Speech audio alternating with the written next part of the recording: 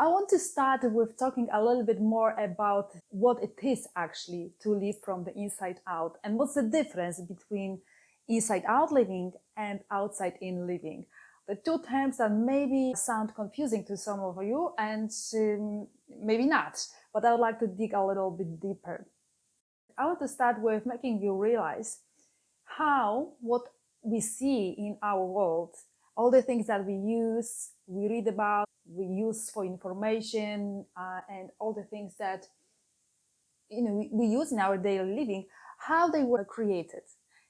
Think about this. They didn't come from something already in existence, other than an idea, energy of burning desire, energy of aha moment, energy of passion of one person. It first came from that something that is not visible to the eye, something that is on the energy level and something that comes from within.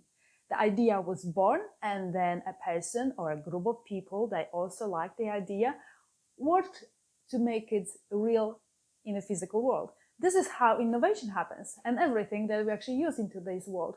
So really, this is all energy, and really we dig deep inside of us for those ideas.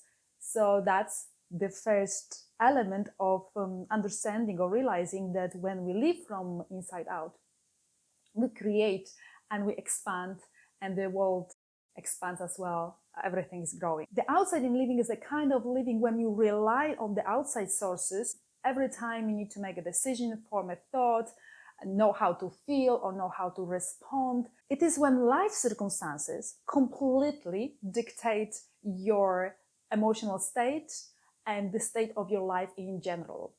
I'm referring to emotions a lot because, as you will learn later, emotional state is really what dictates our decisions, our thinking patterns, our actions, and our behaviors. It's all locked in the emotions, and the emotions are often built and created on the subconscious level, which is what we want to dig into deeper and connect with. But that subconscious level, the emotions, if you're not careful, they are influenced, the shape of them is influenced by the outside world. The outside in living, it's also the kind when you find yourself being in a bad mood because someone has said a sentence or made a bad comment to you in the morning. And it influences your whole day's ruined. Outside in living is pretty much something that can be described in one sentence. What's happening outside of yourself dictates how you live, how you feel, how you respond, how you think, and what your lifestyle looks like, really. But it doesn't have to be like this. We don't have to be at the mercy of outside the world and knowledge and information and emotions all influencing us, even the energy of other people or everything outside of us. We can shift this, and this is what we're doing in this challenge.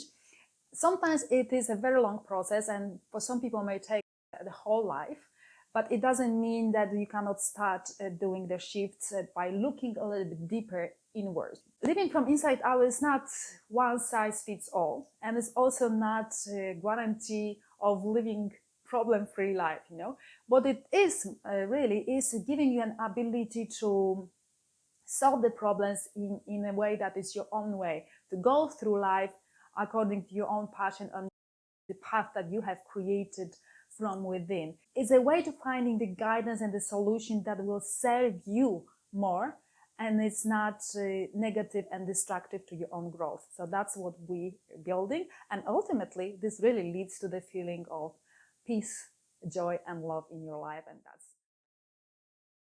because we're starting today with this whole idea of living from the inside out. I would like you to remember 3 elements of living from the inside out. And the first element is that you are a spirit.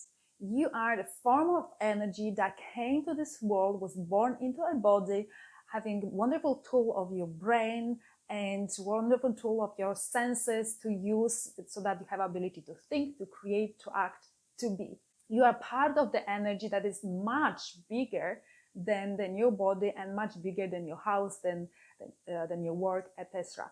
So because you are this energy, you have enormous power and capabilities to do pretty much anything you want. So this is the first element. You are energy.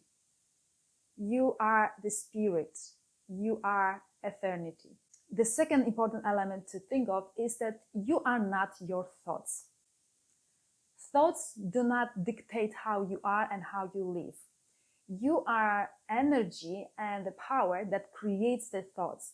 So you can take the thought and make it expand into being, into action, or you can see the thought and let it go, let it pass you. What it requires, though, is for you to become an observer of your thoughts. Stepping aside and looking at the thoughts as a third person, as an observer. That doesn't mean that the thoughts we don't like or are more destructive and negative is something to resist. Which leads me to the point number 3, suffering. Suffering is the perception of the pain or perception of the world that you give to what's happening. And when it's negative and you don't like it, it is when you suffer. But suffering is good. It's not something to resist. It is much better from the inside out living point of view to allow the suffering, to really feel the emotion, if it's pain or anger or grief or sadness, if you need to cry or shout, fine, do it. Just remember not to harm any people around you. Because when you do it, through allowing suffering to go through you, it dissolves itself. It shrinks or disappears completely, which is an important part of healing, allowing you to then focus on more constructive, positive, and good feeling thoughts and emotions. So those 3 elements are very, very important.